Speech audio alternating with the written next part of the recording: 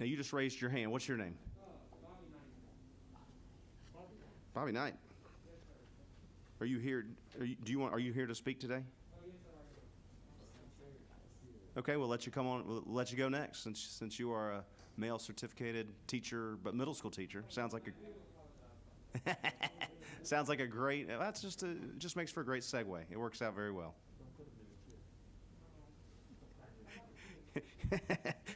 Senator Jackson made sure that we don't put you near a chair. We don't want you, Bobby Knight, throwing chairs at us or anything. You know this.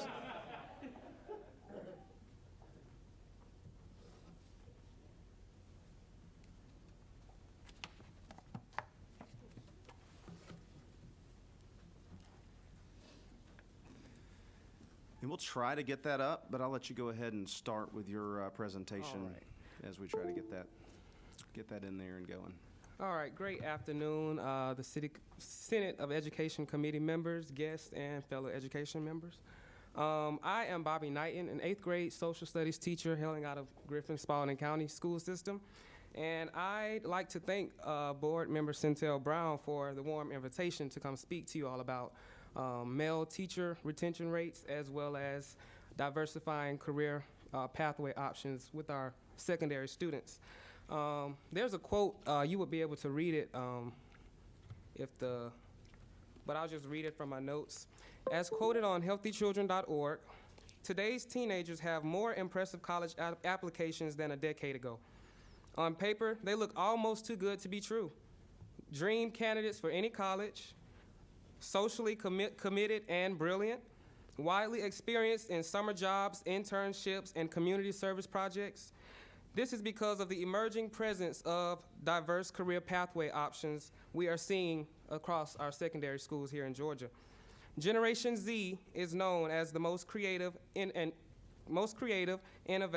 and college career-ready citizens of all time, despite what you may see on social media.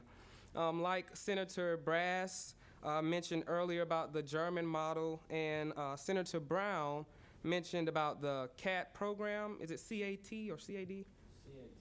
CAT, CAT program.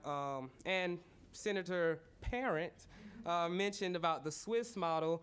I kind of have a testimony that is similar to all three of those models, if you'll allow me to share. So let's just go ahead and start. I grew up in a small town in Albany, Georgia. As you can see, it's in southwest Georgia, 229 area. I was raised in a single-parent household of 3 kids, me being the youngest. You can go ahead and go to the next slide. This is my brother, Zachariah, my sister, Zayla Knighton, and my mom, Patricia Knighton. Yes. Oh, yes, ma'am. Yes, ma'am. All right. Oh, okay. All right, let's go ahead and continue. I attended Monroe Comprehensive High School, where I graduated as an honors graduate and magnet student at just the age of 16 years old. Through my participation in the dual enrollment program and STEM magnet programs at Monroe Comprehensive High School, I ended my high school career with 36 college credits and a certificate in information technology. I had the credentials to be employed in any entry-level IT position in the country at just the age of 16 years old. I even gained experience as a guidance office intern and peer academic and social counselor during my time at Monroe Comprehensive High. Additionally, I was a member of FBLA, which is Future Business Leaders of America, FCCLA, Future Career and Community Leaders of America. I was in the marching band, chorus, academic decathlon, and as well as student council. I served as the secretary. Not to mention, I was only 2 semesters away after graduating from receiving my associate's degree in middle school education from Albany State University. I had graduated twice in the year of 2017, in May and December. Shortly after receiving my AS degree, I was employed in the Dougherty County School System as an elementary writing teacher at the age of 17. Since then, I interned as a 6th grade social studies teacher in Griffin-Spalding County, where I now am teaching, and I have received my bachelor's degree in middle grades education from Albany State University. Sorry. So wait a minute, so you're only, what, 20? I'm 20 years old. Yes. Oh, now that was actually my next point. I'm 20 years old with 2 degrees and 3 years of teaching experience under my belt. We can go to the next slide. In June of 2019, I studied abroad in Ghana, West Africa, with a team of 2 other Albany State University teacher candidates, as well as our leading professor, Dr. Owusu Ansah. He's actually from Ghana. That's his homeland. We carefully analyzed the differences between their education system and their culture, and we compared them to our education system and culture here in the U.S. We traveled 3 Ghanaian cities of Cape Coast, Accra, and Kumasi, and taught and observed at various public and private institutions of all grade levels. Through our research, we can go to the next slide, we discovered 4 key differences in the U.S. school system and the Ghanaian school system. Number 1, there was there were more male teachers in the Ghanaian schools than in the U.S., okay? Number 2, the instances of disciplinary and disorderly conduct were more prevalent here in our schools here in the U.S. when compared to Ghanaian schools. Number 3, the students in Ghana appeared to be more intrinsically motivated and invested in their education than the students here in the U.S. And I'm speaking very generally when I say that because we do have brilliant students here. And number 4, the U.S. children have higher rates of students with emotional behavior disorders, mental illness, depression, anxiety, and anger management issues. Being one of those troubled kids throughout school, I can testify that the presence of male teachers in the school is definitely vital. The majority of our children, just like me, are growing up in single-parent households without the proper guidance on what is expected of male citizens in society. Representation is key. Our young men need to be able to visualize themselves in positions other than NFL and NBA or professional Fortnite and Minecraft players. Now, those are amazing careers, but we all know it's only the top 10% that will make it to, those careers. So we need to expand their horizons. Not only does representation of male teachers matter for our young men, but representation of black and brown teachers matter for our black and brown students.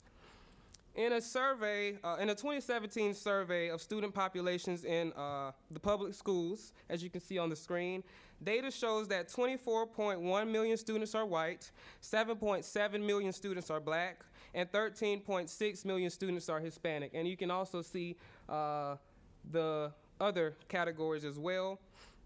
As you can see in Figure 2, the teaching profession is majority white students. Okay, next slide, please. And pulling from discipline data from an earlier study, a higher percentage of black students, 13.7%, there was a higher percentage of black students than any other racial or ethnic group that received out-of-school suspension, followed by a 6.7% of American Indian and Alaskan Native American students, followed by a 5.3% of 2 or more races, so that's our cultural groups, and 4.5% each of the Hispanic and Pacific Islander students, 3.4% of the white students, and 1.1% of the Asian students. If we take a look at the previous data that was on the previous slide, we would see the teacher demographics are kind of underrepresentation is definitely prevalent in the data, okay?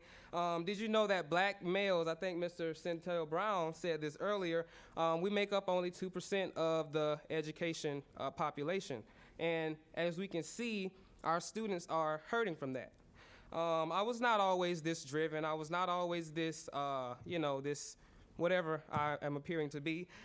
During my sophomore year in high school, I had been suspended 3 times that year for disorderly conduct. Passionate. That's the word. Thank you so much. I was hoping for that. I had gotten so bad that my mom almost pulled me out of high school, and I was going to take an alternate route to get my GED if I didn't get my act together. After that 3rd suspension and unplanned trip to the Gulf of Mexico with my great grandmother, she's deceased now, and my mom, my life had changed forever. It's something about the beach, y'all, I promise you. I buckled down and doubled up on my college courses for the remainder of my high school career. it took me nearly to lose my educational opportunity to realize its true value. Next slide. The truth is, I wouldn't be here today if it weren't for the alternative educational routes I took at Monroe Comprehensive High School down in Albany, Georgia. They've since then expanded from just STEAM to STEM, including a fine arts program. So can you just imagine how many students are going to be impacted by just that one school? They have so many avenues they can take. Wait, I'm sorry about that. And I am just one of those examples of what Generation Z is capable of if they have opportunities to diverse career pathway options. Now, that we see there's a need for more male educators in the school systems, how can we attract them? What can we do? What are some things? Number one is, of course, the elephant in the room, livable wages. Now, I'm a single person. I'm not married. I don't have kids. And even with my salary, I'm just going to be open. I make just enough with my salary to pay my bills. I'm always trying to stretch it out to the end of the month. I don't really plan a lot of trips because I have to, the little money that I do have left over, I have to make sure I can eat and make it to work the next day. So imagine with men, they're husbands and they have kids that they have to take care of. I would definitely, if I didn't have the love I have for teaching, I would definitely love to go deliver packages for, maybe $25 more than what I'm making right now. And honestly, it's just the pay is definitely the elephant in the room. Number two, a guarantee of growth. Most men don't like to stay in just one level. So there should always be more opportunities for them to learn, for them to grow in their professions.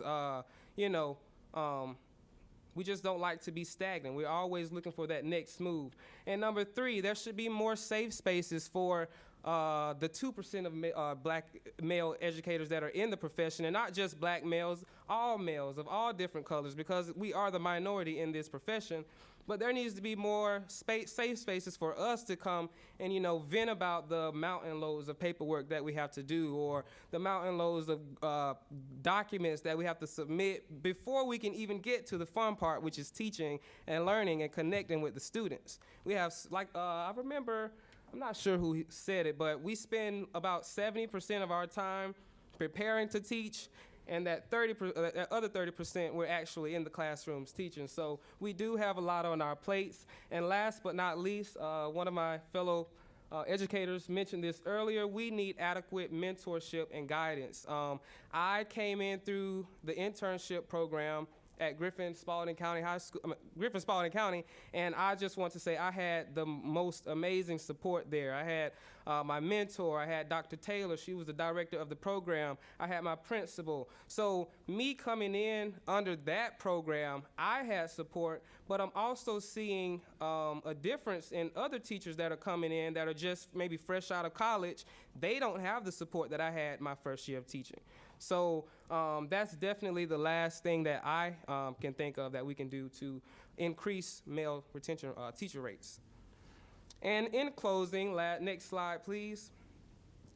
If we want a brighter future and more successful future for our Generation Z population, we must diversify the teachers that teach them, as well as diversify the career pathway options that they have available to them.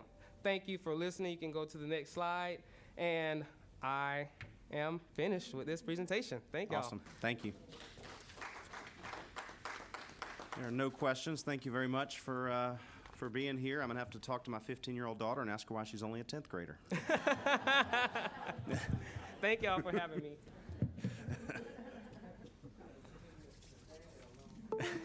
She's doing great, by the way. Charlotte, if you're listening and watching, thank you. You're doing awesome.